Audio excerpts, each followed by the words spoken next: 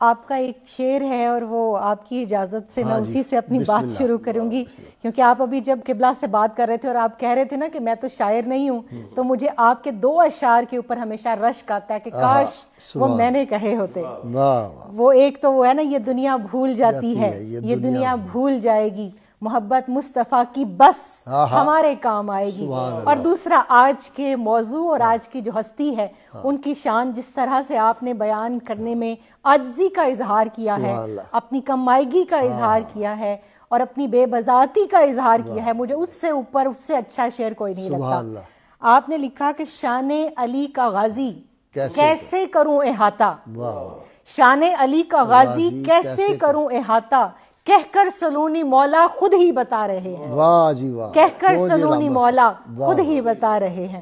تو میں آج کا دن، آج کا خوبصورت موقع، آج کا یہ خوبصورت جو نشست ہے، اس کی مناسبت سے آپ کو، آپ کے چینل کو اور جو جن و انس میں سن رہے ہیں ہمارے اس پروگرام کو، یہ بڑا اچھا لفظ آپ نے کہا، جن و انس۔ میں نے کیوں کہا میں یہ بھی آپ کو بتاتی ہوں، میں ان سب کو مبارکباد پیش کروں گی کیونکہ میں نے پڑھا، مجھے تو لگتا ہے یہ جو کیک آپ لائی ہے جنہوں نے آپ کو دیا، پھر سمجھ آ گئی؟ نہیں، وہ اجمیر کے سید صاحب نے بتایا تھا آپ کو کہ یہاں پر جنات بھی ہمارے پروگرام میں حاضر ہوتے ہیں، تو میں نے کہا شاید جنات بھی ہوں تو ان کو بھی مبارکباد۔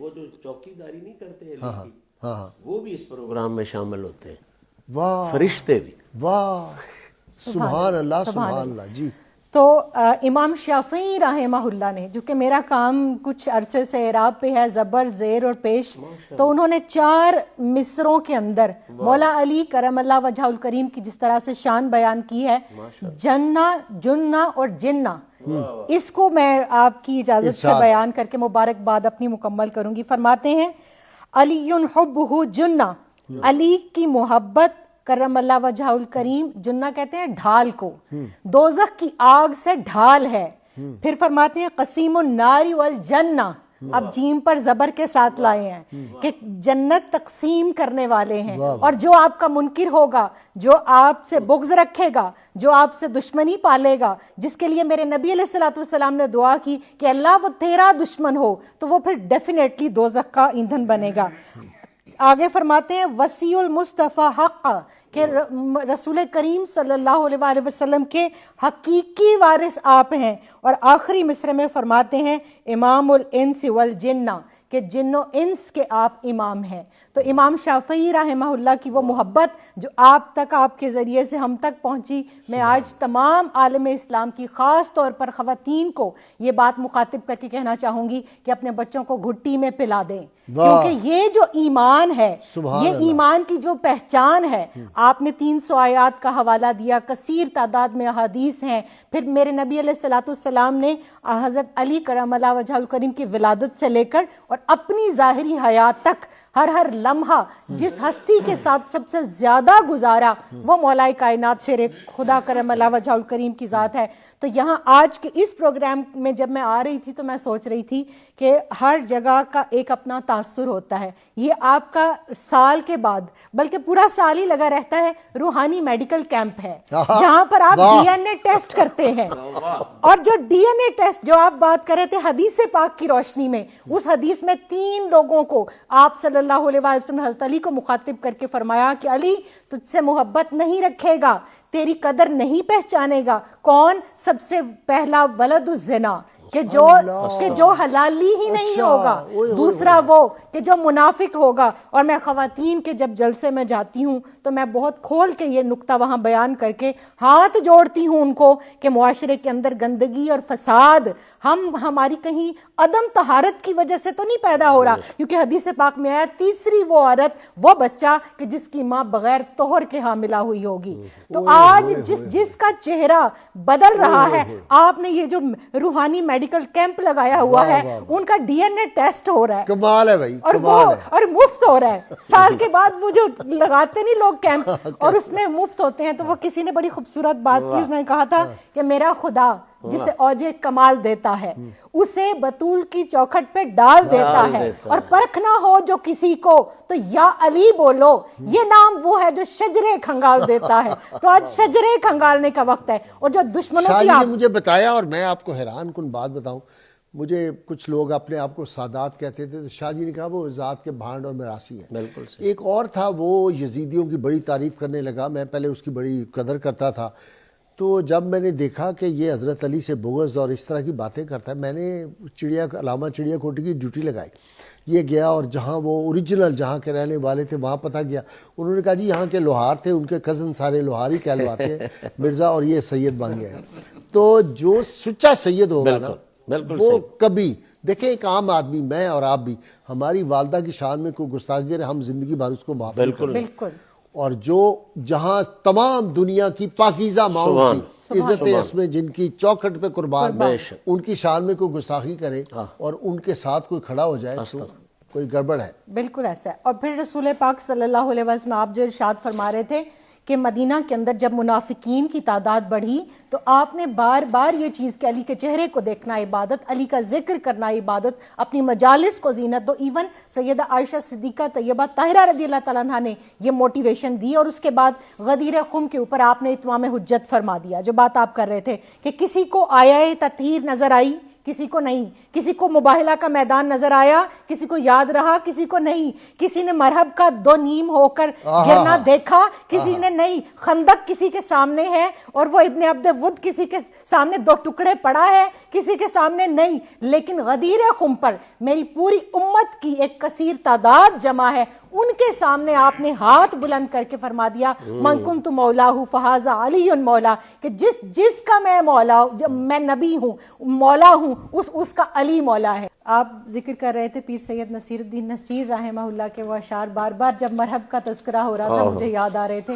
وہ فرماتے ہیں منظر فضائے دہر میں سارا علی کا ہے، جس سمت دیکھتا ہوں نظارہ علی کا ہے، اور مرحب دنیم ہے سر مقتل پڑا ہوا، اٹھنے کا اب نہیں کہ یہ مارا علی کا ہے، اور تم دخل دے رہے ہو عقیدت کے باب میں، دیکھو یہ معاملہ ہمارا علی کا ہے. یہ میری بیٹی ہے، اس پر ایک میرا حق بنتا ہے، اس کا حق میں لے سکتا ہوں کہ مرحب کا قتل بھی کوئی خیبر میں قتل ہے.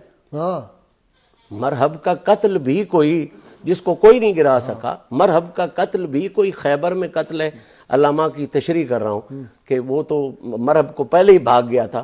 مرحب کا قتل بھی کوئی خیبر میں قتل ہے، پھینکا ہے ذوالفقار کا صدقہ اتار کے. سبحان. تو یہ آپ ہی کے ہاتھ کے 9 مئی 2019 کے لکھے ہوئے اشعار ہیں. آپ کی اجازت سے ان پہ اپنی بات ختم کروں گی.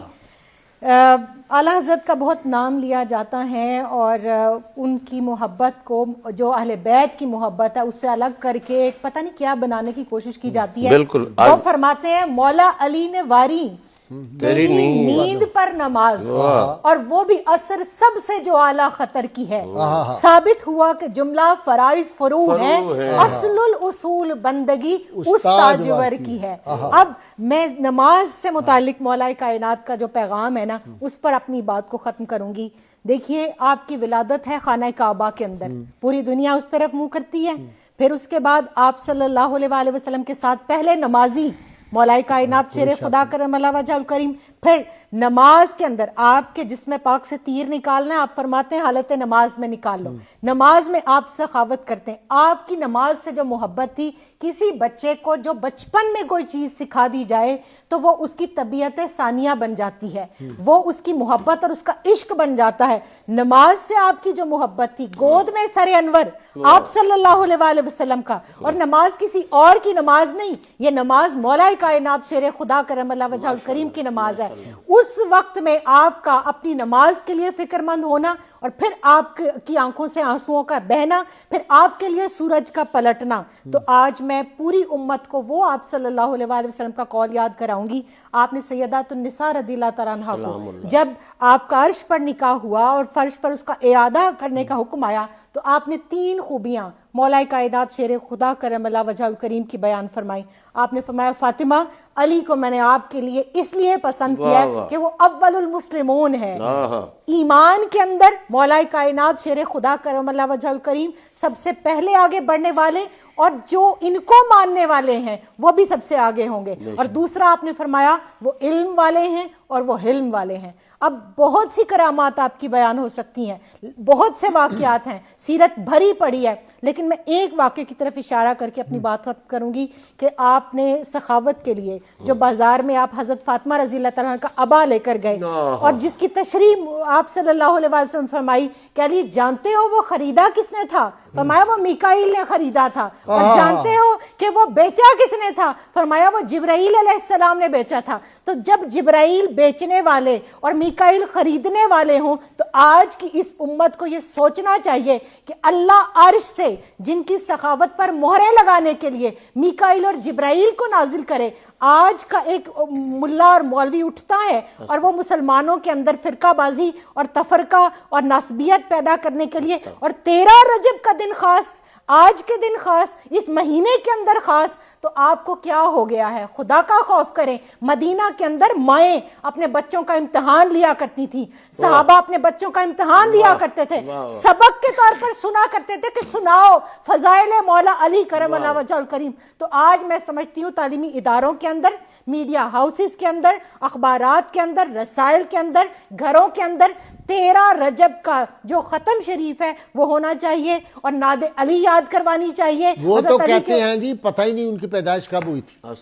تو جب بھی ہوئی تھی آپ کے مطابق، جب بھی ہوئی تھی آپ تب منا لیں. تو ہم 13 رجب کو منا رہے ہیں، ہمارے ساتھ منا لیں. اور وہ منانا کیا ہے؟ علم کے ساتھ محبت، حلم کے ساتھ. جو ہم میلاد سارا سال کرتے ہیں کیونکہ اس پہ ان کو ٹکے ملتے ہیں، اور پھر مال پانی ملتا ہے. اور پھر میں یہ کہوں گی کہ آپ کے مطابق جب جب جس کا دن آتا ہے آپ منائیں تو صحیح. اور جو علم اور حلم کی میں بار بار بات کر رہی ہوں، اس سوسائٹی کے اندر جو علماء اٹھتے جا رہے ہیں، آج مولا کائنات شیر خدا کرم اللہ وجہ الکریم کا وہ علم دوبارہ سے اس امت کو اون کرنا پڑے گا کہ آپ نے فرمایا میں اللہ کا شکر ادا کرتا ہوں کہ جس نے مجھے کسی ایک آیت کے بارے میں بھی حیران نہیں کیا. میں جانتا ہوں یہ آیت کب، کہاں اور کس وقت نازل ہوئی. بالکل ایسا ہی.